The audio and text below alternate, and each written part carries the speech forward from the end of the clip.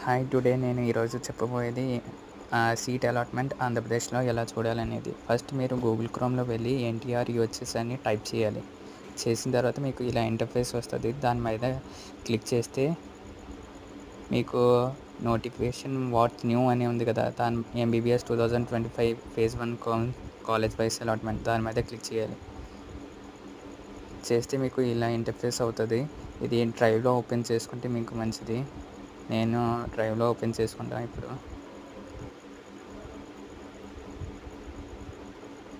దీంట్లో మీరు ఏ కాలేజ్ కావాలో అది సెర్చ్ చేస్తే చాలు. నేనేమో రంగరయ్య అని సెర్చ్ చేశా.